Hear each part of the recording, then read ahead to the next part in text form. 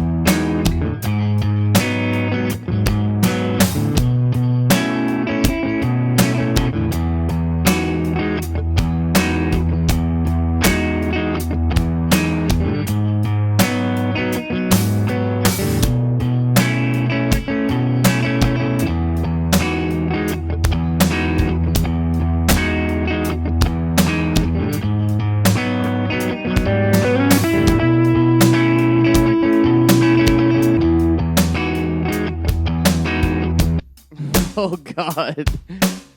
I was trying to get this synced up. How can I replicate this with just a guitar? Oh, I might be able to do this.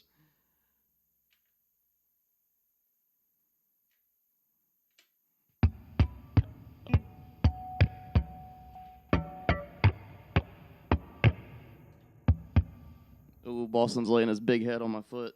You warm, Boston.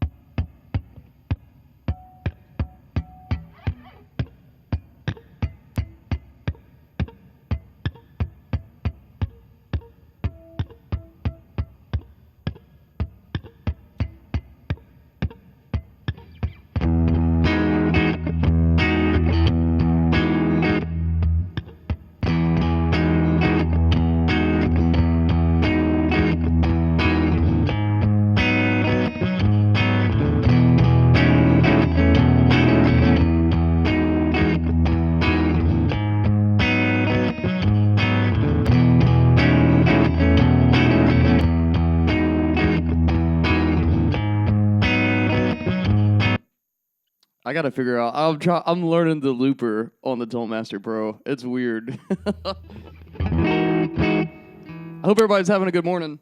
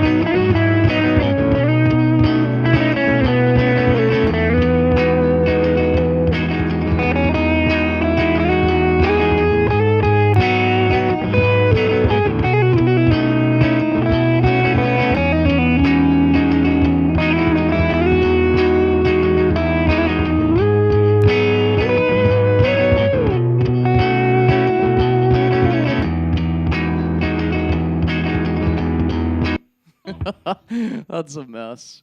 That's fun. How's everybody doing? Let me get some chat going on in here. Y'all waking up with me this morning? Like, oh hell no, I'm flipping. I'm done now. I'm just here for the guitar. I'm waking up too. Or you can be like, this man's a bum. He's just now waking up. That's how it works.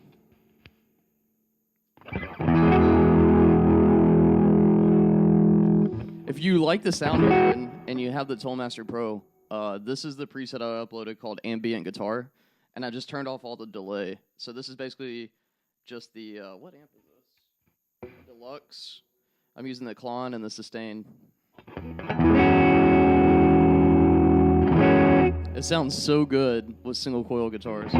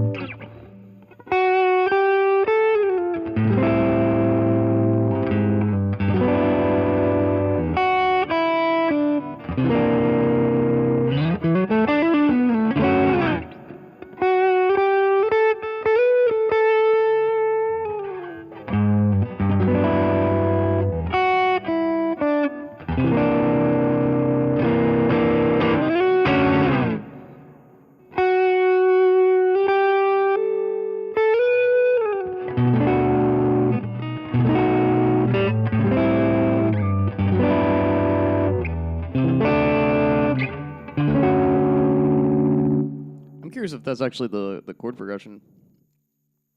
If anyone has a song suggestion, let me know. I'm not gonna play with the backing track, but I can learn it and loop it. That's what I like to do. I'm one of those weird people who can sight read.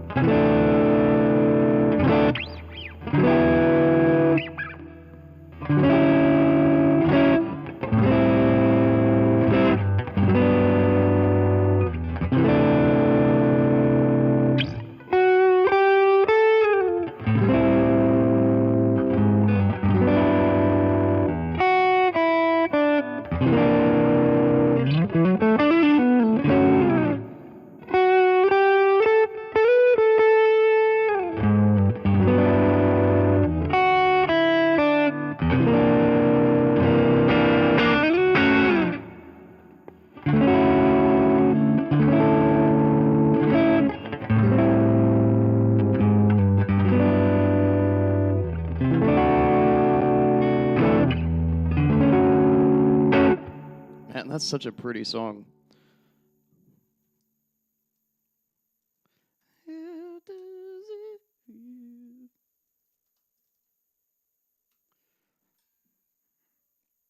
I'm blown away with how good this preset sounds. Usually I just use it for trippy stuff, but I stripped away a lot of the trippy stuff, and this amp just sounds so dang good.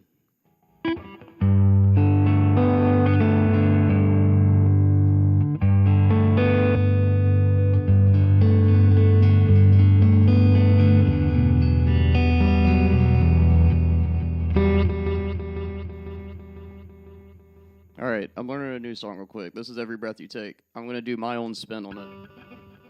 First thing I'm going to do is learn the chord progression, then I'm going to loop it and work on some leads. What my goal is to use these live streams. First thing I should preface. One of the first things I do when I wake up is I'm in the process of waking up. I get up at like 8:30. I've been up playing with the dog, so I'm not really waking up. But what my thing is, first like 30 minutes, I play with my dogs. Then I make a cup of coffee, and then what I'll do is I'll have my second cup of coffee and read a book. Right now I'm reading How Successful People Think by I think that's a Maxwell book. And then immediately following my reading session, I try to play guitar. So that way it's like I'm starting my day being super productive, right? Because I'm a business owner. I'm also a Marine Corps veteran in school. So I'm fortunate enough that right now I have like basically a window of where I'm living on post 9/11 while I try to build out a business. So for everybody who's watching this right now, thank you. You're helping me do that. YouTube has really been an enabler for me building a life of my dreams. So anyways, I say that to state what I'm going to be using these morning live streams for is working on an individual set list that, one, not only will I do here on YouTube, but what I'm hoping to do is get booked at like coffee shops and stuff during the day. And just imagine you go to a coffee shop and you hear some dude up there with a guitar looping like this. That's the goal, right? So now we got to work on a set list. So this next song, what I'm going to do is, and if you have suggestions for songs that I could work like this, let me know. But this song that I'm about to learn, this is Every Breath You Take by The Police. I'm a big Police fan. But I got to figure out how to make it like soloable, if that makes sense. So let me see. It looks like we're playing in the key of G. Let's figure out these chords first.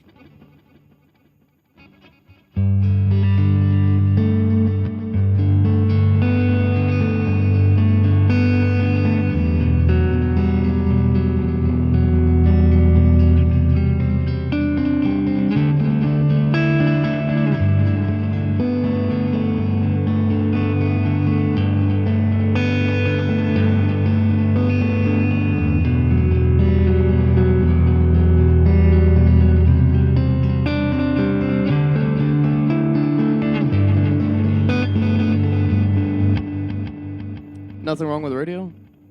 I'll be your radio.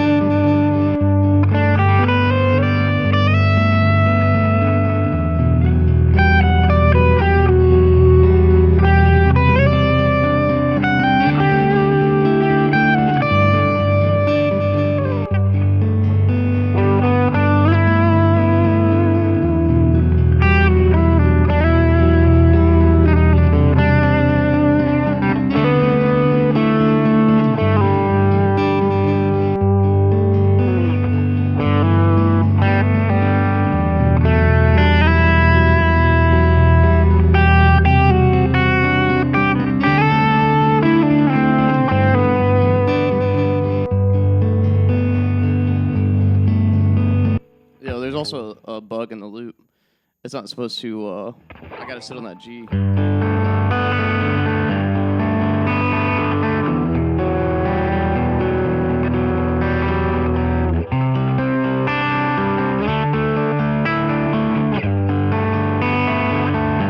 I'm supposed to sit on that G. But I did it into my loop.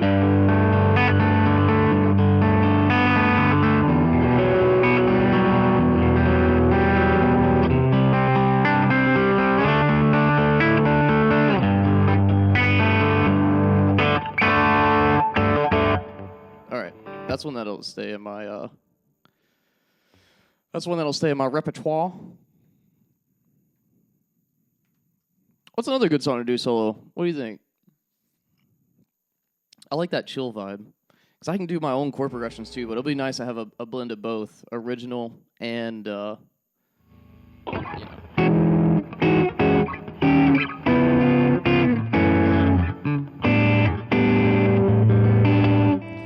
I got an idea. Let me see.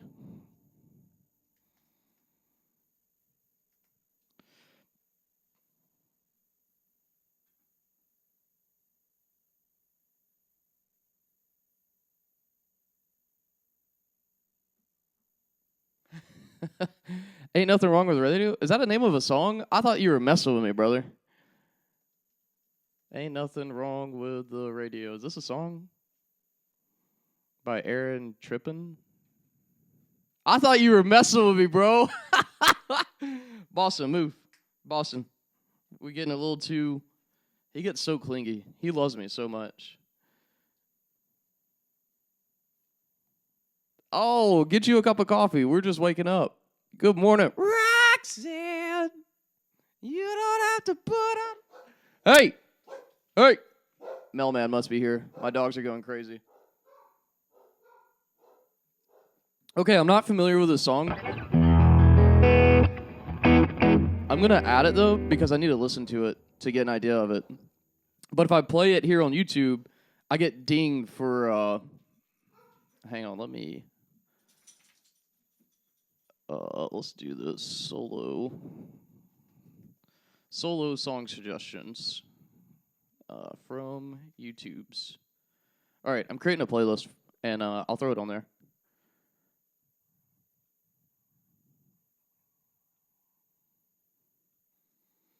Here, I'm going to add this Every Breath You Take, too.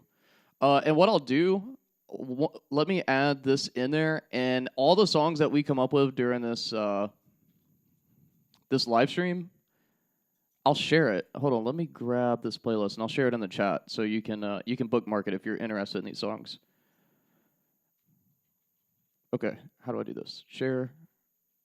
Link sharing is on, and I'm going to copy link. All right, now let me find my live stream on YouTube.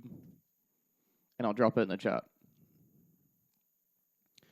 Hope everybody's having a great morning so far.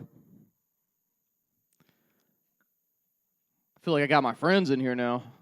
Roxanne, you don't have to put on the red light. I need to actually learn the lyrics, but that's what makes it, makes it great. All right, there's the playlist if you want it. If you want some.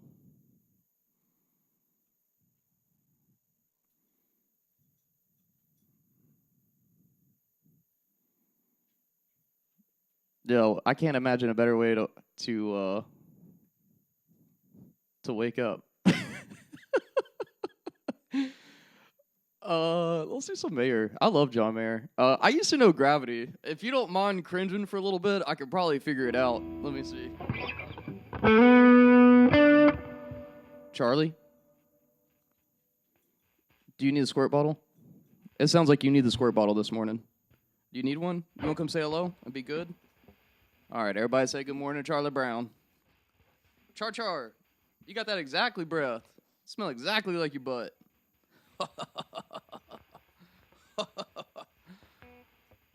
It's in G? Yeah.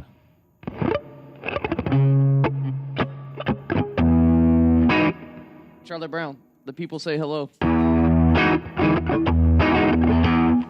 this is Boston. This is my youngest. He's like 4 or 5.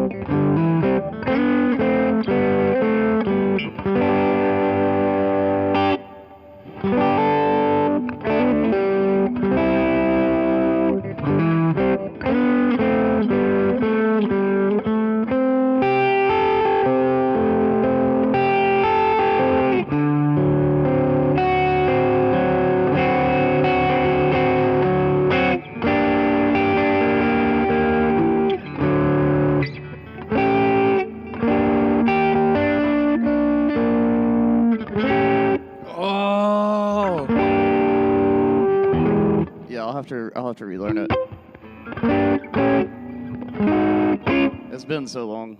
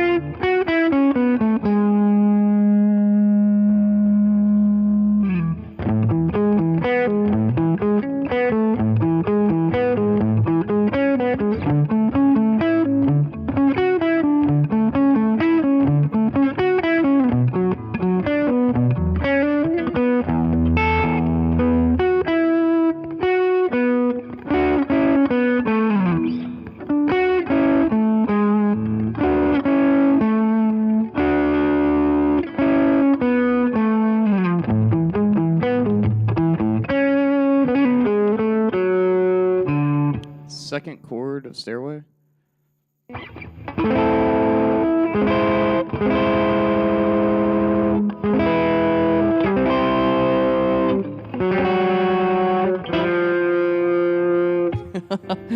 That doesn't help much. Roxanne, give me a chill John Mayer song that you like. Roxanne.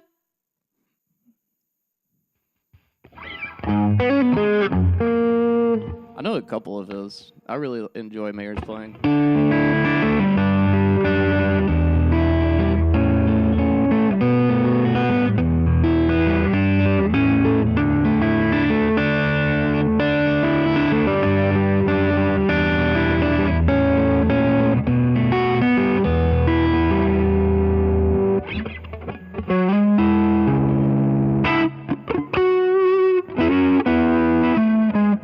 Let me pull it up. I actually never learned it. I just learned it by ear. Let's see.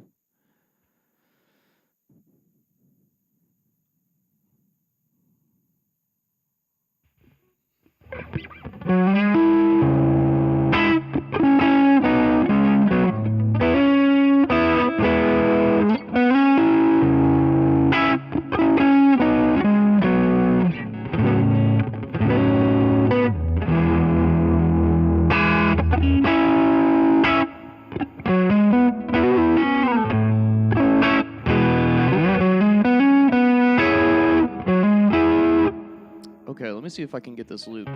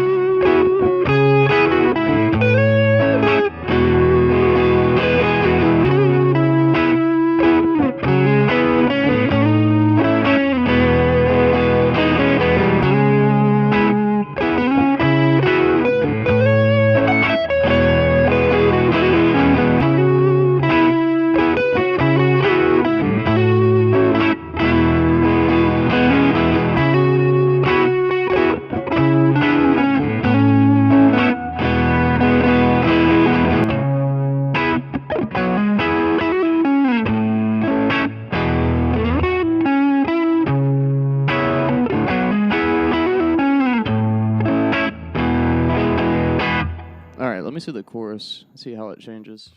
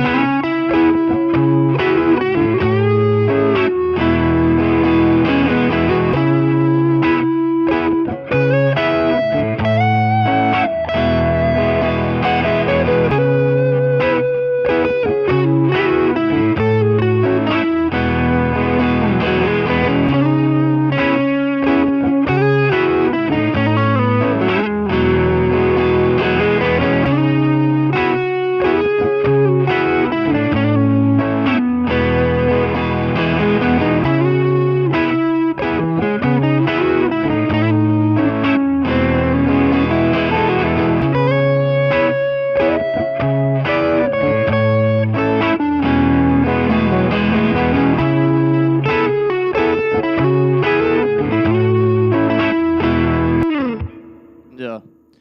Okay. I think it's just those two ideas mixed together. Then the chorus is.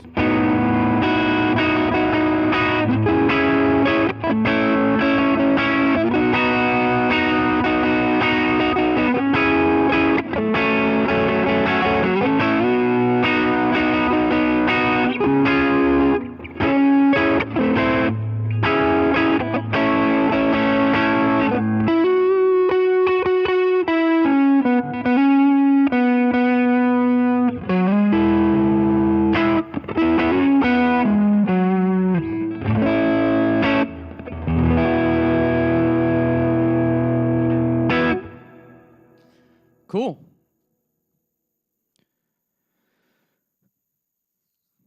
Let me add that to that playlist, just so you can see what I see. Do you see what I see?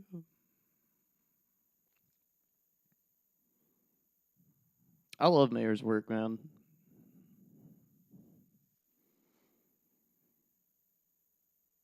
No, I haven't. Not with Brad Paisley. Brad Paisley rips. He's one of the best guitar players alive.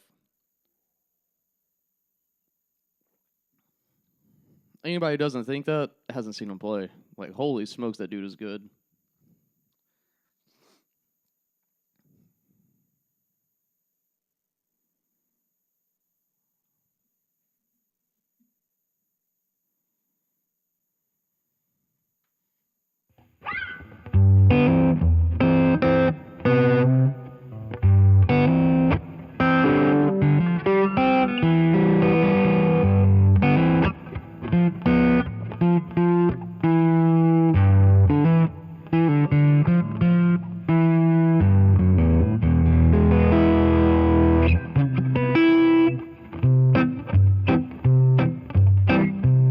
You ever practice any Travis picking? I will. I'm gonna pull it up after this.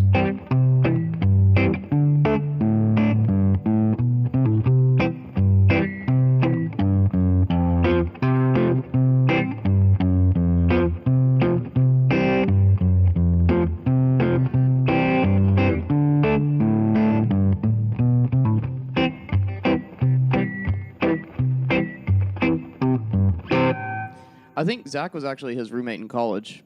Fun fact. I watch a lot of Ask Zach. I enjoy his content.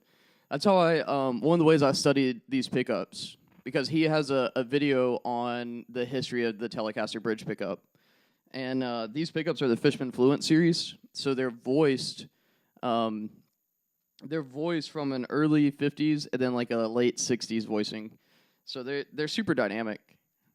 And anyways, he helped me like learn about them.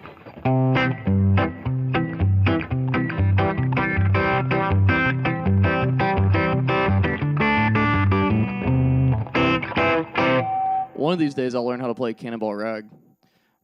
Cannonball Rag, and then probably, what's another one I'll probably learn? Oh, 7-pound hammer? 9-pound hammer? Whichever one. Got this 9-pound hammer. It's a little too heavy.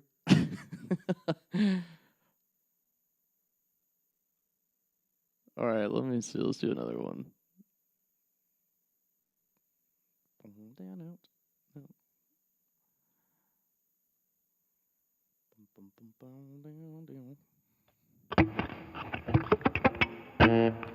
What's up?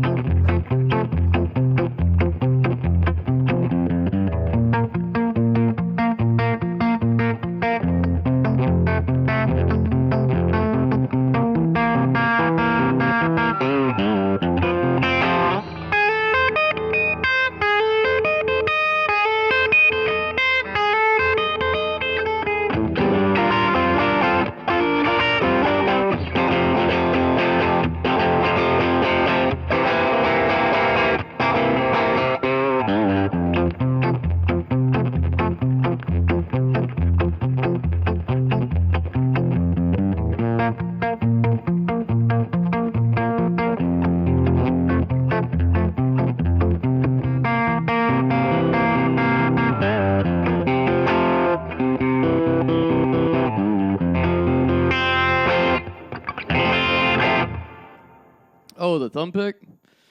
Yeah, I'll just play. I like playing with my thumb, man. I feel like because I have a thumb pick. I have a couple different ones. I have this one and I have a few others, but I grew up just playing with my hands, so I'm way more comfortable. Can I? I don't know. Let me see. I'll try to do the same thing with a thumb pick.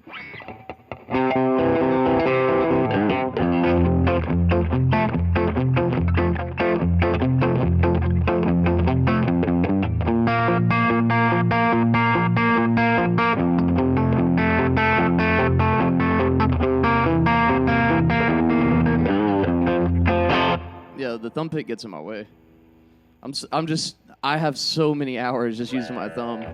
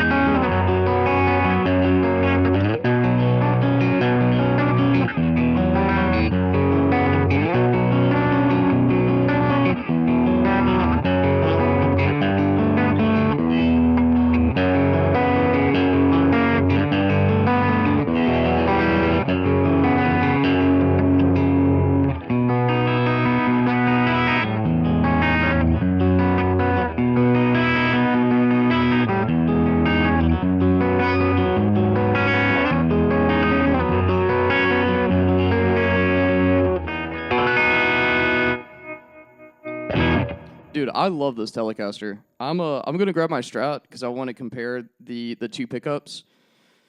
This is probably the best playing guitar I own for my hand. I built this thing too, which is even cooler. Oh, nice! The La Brea got really good reviews. These are the Fishman Fluence Croc series, Croc, whatever his name is. Dude is a beast. I really enjoy these pickups. They're so versatile. And they're also truly noiseless. But I got the same ones in a Strat that I'm going to try out. This is, let me show you my birthday guitar.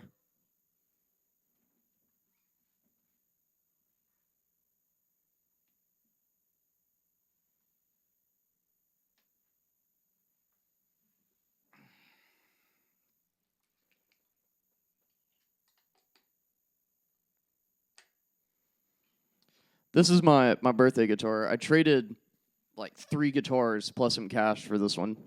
This is an American Lux Ultra. So this is like a step. This is basically the step down behind like a custom shop. And it has really, I texted my buddy because I wanted to buy the pickups from him.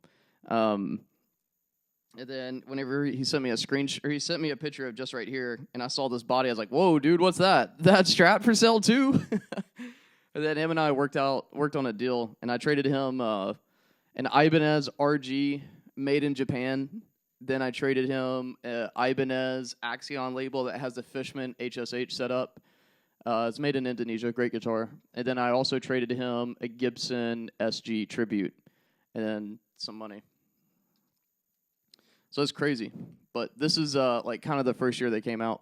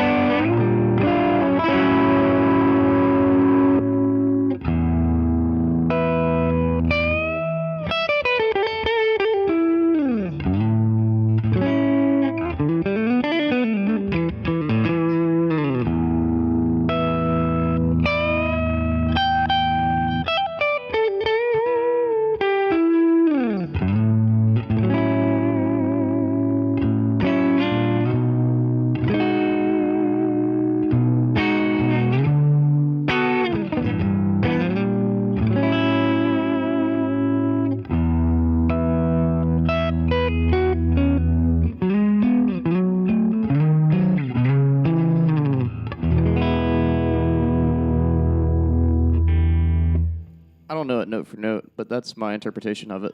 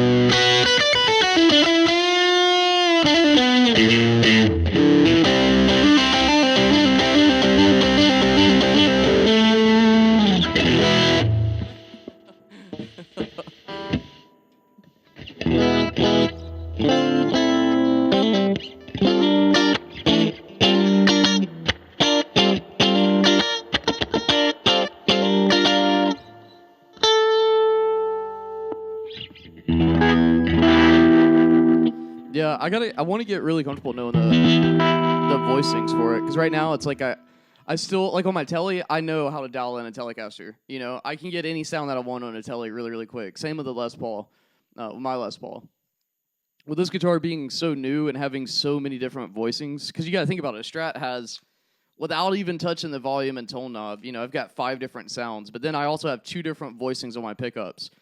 So before I even get into dialing in, you know, messing around with my tone knobs, that's already 10 different sounds. And then the fact that I can I have infinite sonic possibilities with this guitar, which is a good thing, but it's just going to take me some time to really get it.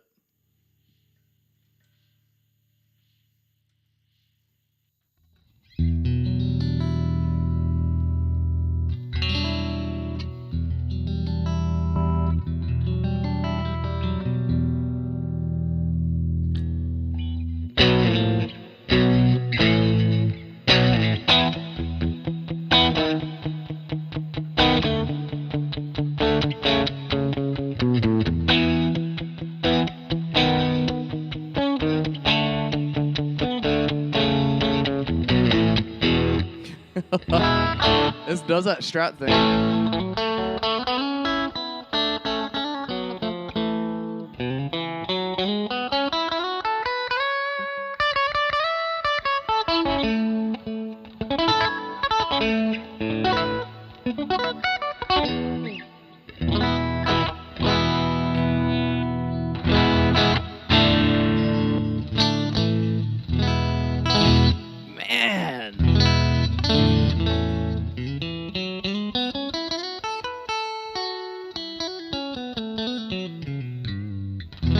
It's just crazy. Like, this just sounds... I have a vintage Strat, but I don't play it a lot because a Strat wears your hand out. At least that one does. This one is, this one's a little bit more of my speed. This is why this is like the perfect Strat for me and why I was so advocate on getting it. One, it has a compound radius fretboard. So from the nut to the 12th fret, I believe it's 10 degrees, and then from the 12th up, it's 14 degrees. It also has an asymmetrical neck, so the neck has a slight like taper to it, and it's also very, it's just like shred friendly, and it has rolled fret edges. It just sounds really good. No way, Chet Atkins could? I believe it. That man could do anything. I've been working on, I've been playing a lot of math rock lately, and I don't know if Chan would ruin if I pulled up Chan, if that would ruin the monetization on this. But one thing I've been working on is sweep picking with my hands. So I'll show you this passage in a Chan song. I think it's called "Perfect Pillow." In the middle, there's a part where both guitars go into unison. It's like this.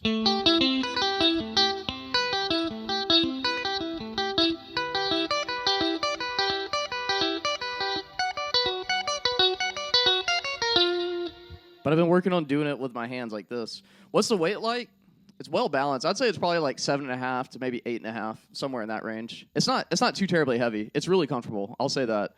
The weight distribution, which I think is really important, is well balanced. So it doesn't do the neck dive, but it also doesn't sit back like a heavy body. It's well balanced. But here's what I've been doing in fingerstyle.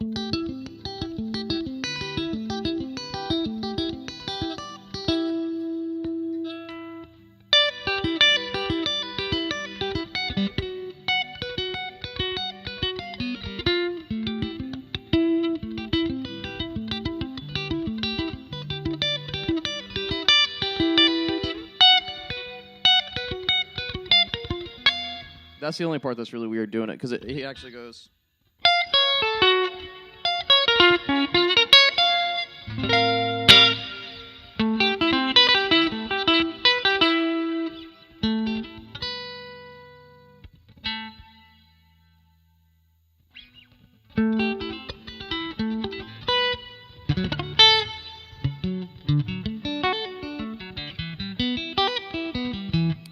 For sweep picking, though, some of my exercise I've been doing to build it up, and my sweeping isn't where I want it to, so don't take this as me being the expert. Just take it as someone who's practicing it a lot right now. I've got kind of two different exercises. My one, like my warm-up exercise, is kind of like this chromatic thing. It goes... and you really need a good pick. I'm experimenting. My buddy's trying to get me off my stone picks. I usually play stone guitar picks, and right now I'm playing these thin plastic Fender picks.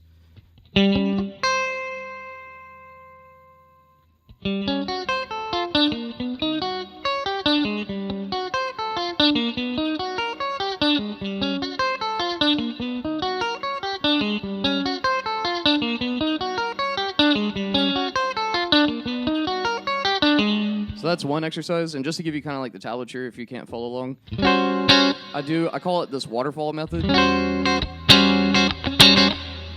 It's just my fifth finger is on, or my middle pointer finger. Fingers are hard. My pointer finger's on the 5th fret of the G string. Right below that, my middle finger is on the 6th fret. And then you just follow that pattern down. So down a string over one, down a string over one. And then I invert it. I'm pretty sure I got this from John Petrucci, so this isn't anything original.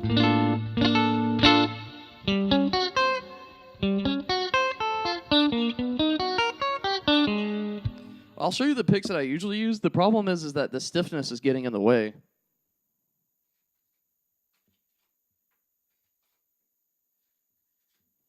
This has been like my number one. I've got a bunch of stone picks, but I usually play this love quartz one, and then I have just a regular quartz one. But the issue that I'm having is it's slowing me down. Like it's good for getting up to about 150 BPM, but then above 150, I'm finding that it's too thick, you know.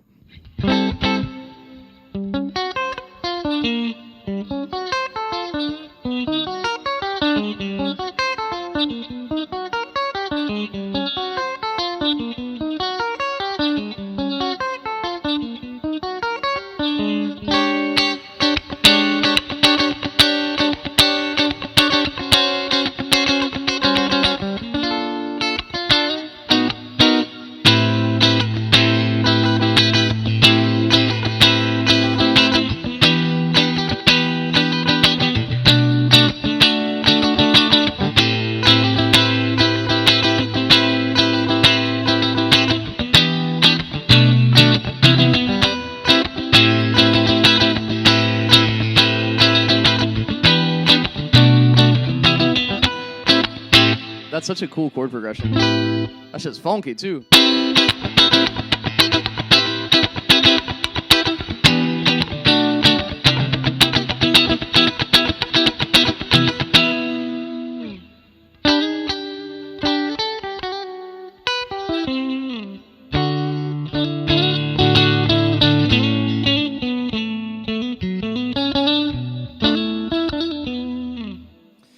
right, let me do some classical stuff, and then because I'm adding classical back into my practice routine, and then I gotta film some I gotta film some YouTube videos. Or I gotta go work out, then I gotta film. Give me 1 second. Let me switch guitars.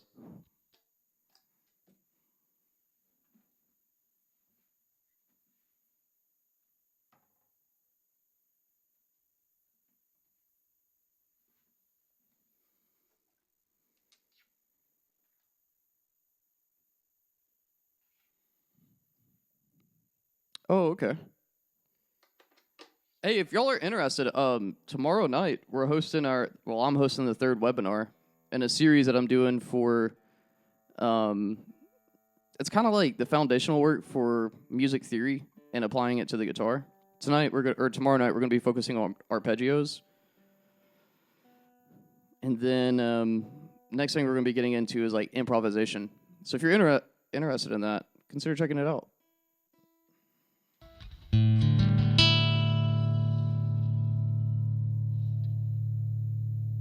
All right, let me go to my playlist. Let's go. Where's my classical? I'm not the best classical guitarist, by the way. This is me learning.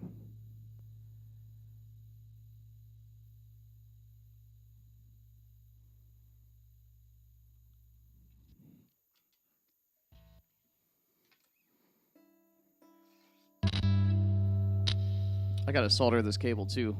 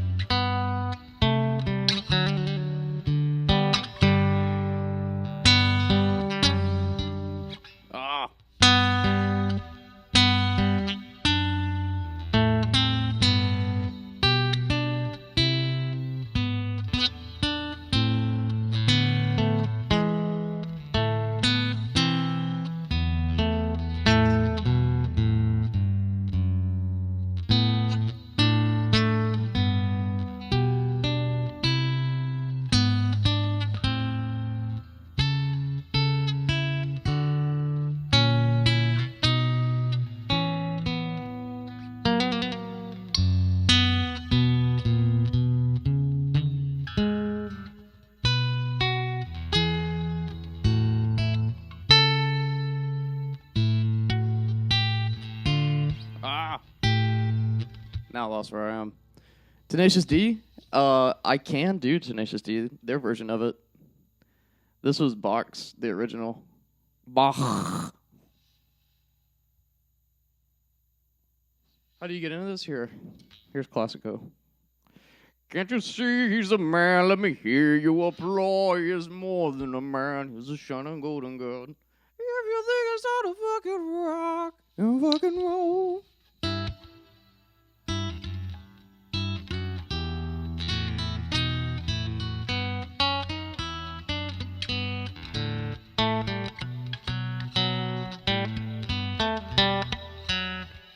All right, let me slow it down. I gotta play it slow first, and then I'll speed it up. I gotta learn it.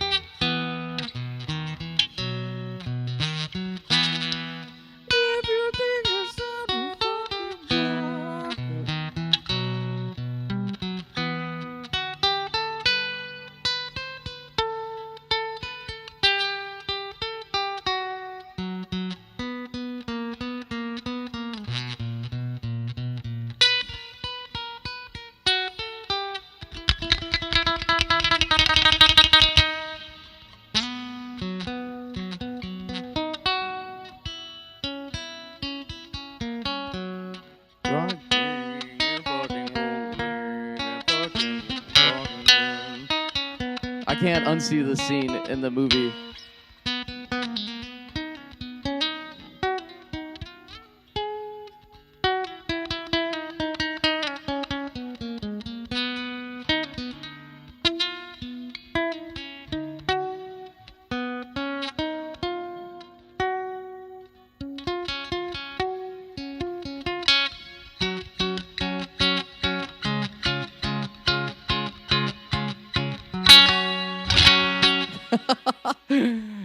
Can't you see the man, let me hear you applauding?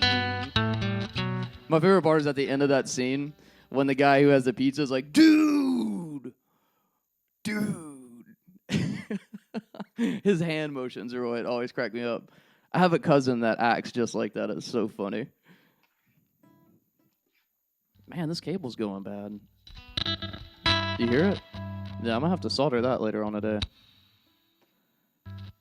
It was doing it last night during the Tool live stream.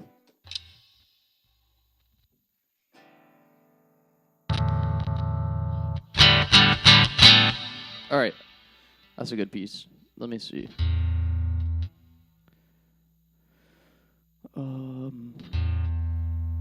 This one's a little bit more difficult. I think my fingers are warmed up.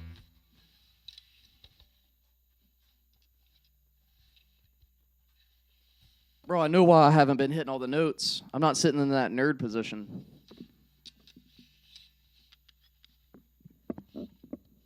Duh.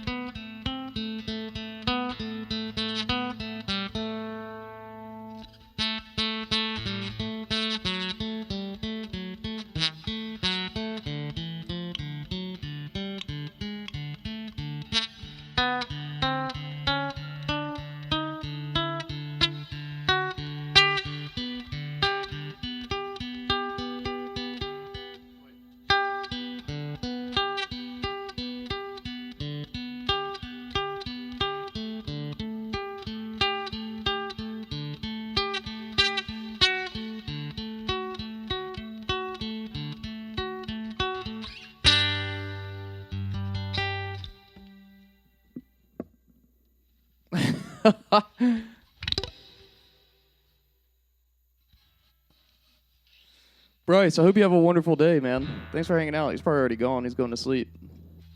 Dude, that's a fun piece to practice. Wow, that is I'll share this in the chat. This is a fun piece to practice. This is really a finger twister. You got to learn how to I don't know. I was just reading the music. I don't have it memorized yet or prepared, but the whole idea is I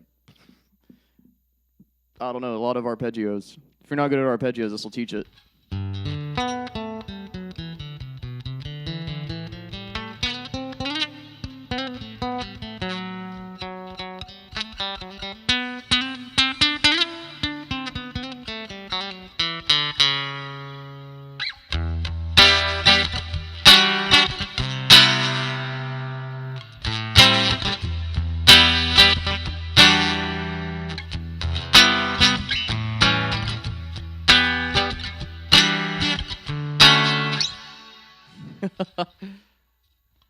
I love this guitar.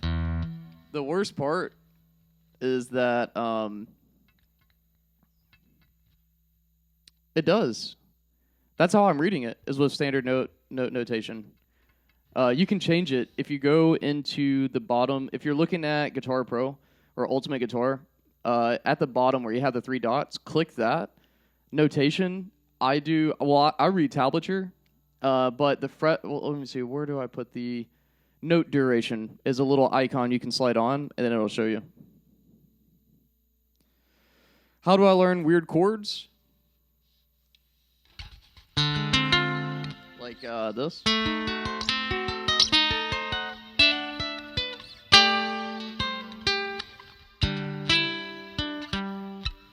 Studying a lot of theory.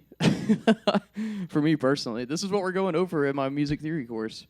But it's just a lot of practice, and studying arpeggios will help you out, because arpeggios, it's like in themselves, if all you study is arpeggios, then all you have is like fancy show-off stuff like this.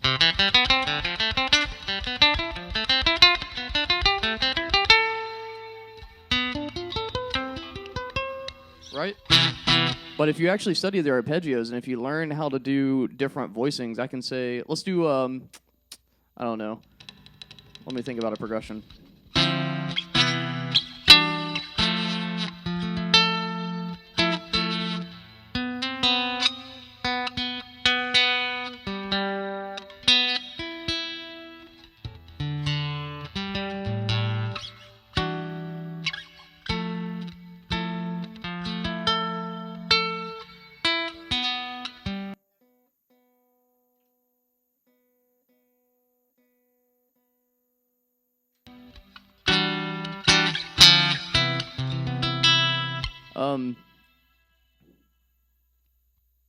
Oh, garbage is running.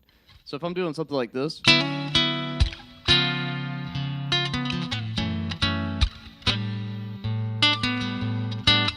All right, so the first chord is a D9, and then I add in the 7th. I'm basically messing around with the 7th. Second chord is a secondary dominant. So technically, if I was in the key, I'm thinking the key at D major. If all you know is diatonic studies, then C sharp should be half diminished. Should sound like this. But I'm using this concept called secondary dominant. And remember, well, I say remember, I don't know if you've studied any theory, but in my course last week in the webinar, we talked about dominant chords. So your dominant chord is the 5th of any key. So if I'm in C major, like the college key, the dominant is G. And you can also think of it as kind of like a leading tone. It wants to resolve back to a 1. Doesn't always, but typically I think that's called a perfect cadence. Whenever you go from the 5 to 1, that, or more traditionally, and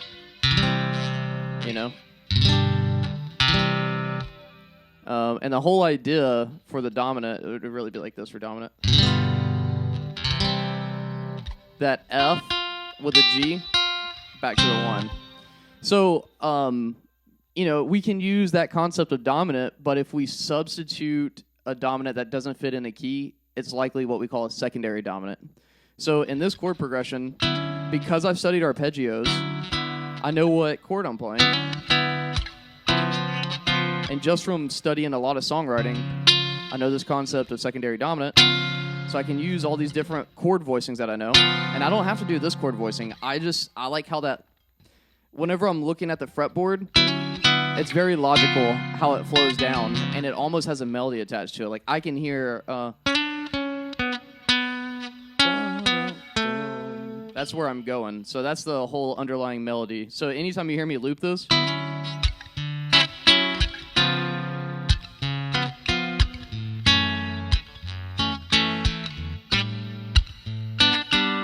I'm studying this hand. It goes.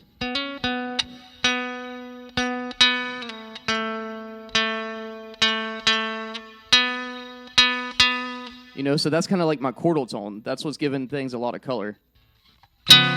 But I could change it up. I could do something like. Oh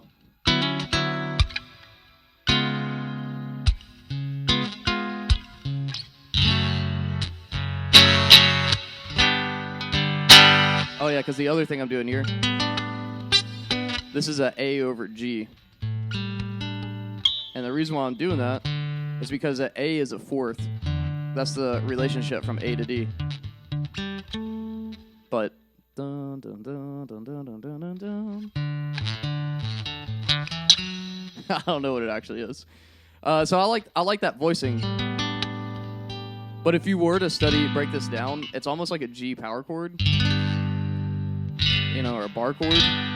But I'm substituting and I'm dropping some notes just for voicing's sake. So I guess technically you could think of it as a A over G. You could also think of it as it's almost a sus chord if the G was there first. So I don't know, man. Music theory is like as complicated or as like chill as you want it to be. So I try not to think about it when I'm writing so much. I try to just play from my ear. However, I would be a fool if I said knowing theory isn't useful.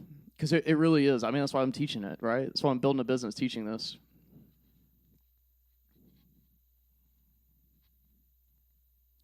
Good. That's awesome. That's really good to hear.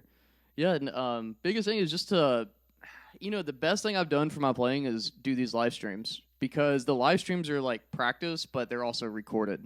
Because the way I view these live streams is like, I don't know, they're not high stress. We're just hanging out. I know some people get all worked up about live streams. It's like, it's got to be a real show. I'm like, sure, but for me, I just enjoy doing these. But the benefit of what I was going to get back to you about is I have all these live streams are recorded. So I can go back and watch and really analyze my playing and break it down and be like, yeah, I thought this sounded good, but now that I'm hearing it, I would probably change the voicing.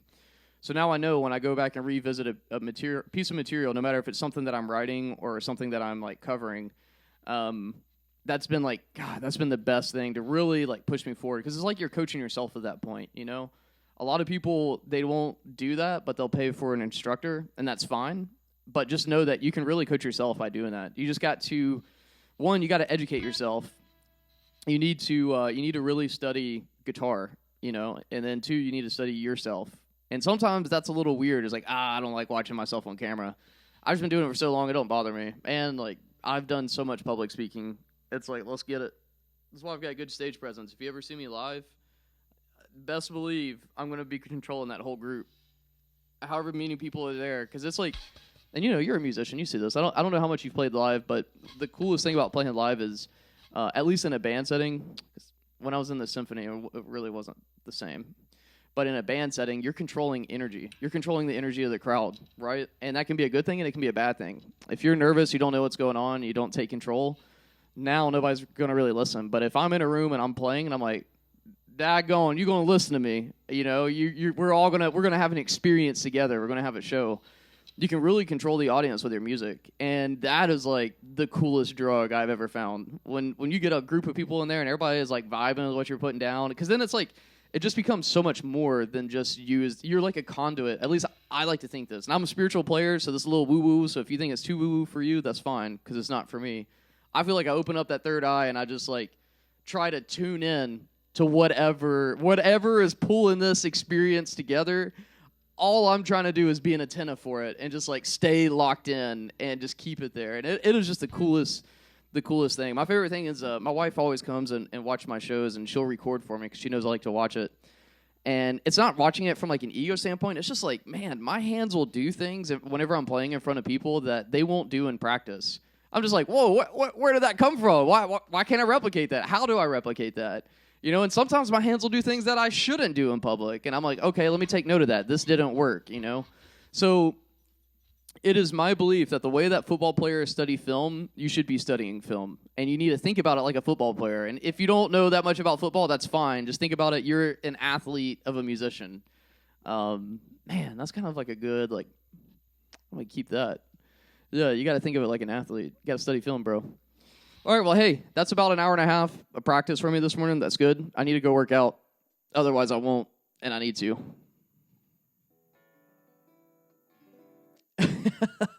Roxanne! You got to work on that, Roxanne. That's good. Oh, yeah, that's true. Yeah, I feel that. I don't know. I try to stay conscious. I don't smoke, and I will only have like a beer or two before a show. I am someone who prefers to play sober. At first, I didn't. At first, I've been, I enjoy the Devil's Lettuce. I'd be a liar if I said I didn't. And, you know, at first, I would try to do all that stuff to kind of, I guess, like numb the anxiety that comes with playing live. And then what I realized is I play worse than that mental state. So what I prefer to do when I'm playing is I'll probably have 2 beers max. And that might have, I might have a couple of beers throughout the show, but I'm not getting drunk. I like to stay in that sober mindset because I feel like I'm really present, if that makes sense. Like, I'm not worried about anxiety of me playing the right things. I'm not worried about other people watching me and judging my playing, you know, because whenever I get in those other altered headspaces, that's a real concern is, like, I get in my own headspace of, like, man, I'm not doing the best of what I can do versus being present in the moment and being like, man, look at this experience that's happening around me. So, I don't know, Roxanne. There's no right or wrong. It's all about, I meditate a ton to try to remain present, try to live in that flow state of, like, just being. It's just so hard. It's so hard. But you're right, though, because, you know, when I was playing in country, we were doing, like, 3-hour sets, and or 3-hour shows. They're about 45 minutes. Ethan Wooten didn't like to break. That dude would play for 55 minutes, rest for 5, and go for 55 more. Carter would play for, like, 30, and then take, like, a 20-minute break. Anyways, I shouldn't speak ill. But anyways, you know, so for me, it's crazy. Like, a 3-hour set will feel like 5 minutes. I'm like, whoa, we just got started playing. We're packing up now? We're done? What's going on? What happened? Where are we? Who am I? But, all right, well, hey, I'm going to jump off here. Thank you guys so much for hanging out with me. I'm going to get swole. I'll see you. Bye, Roxanne. Roxanne.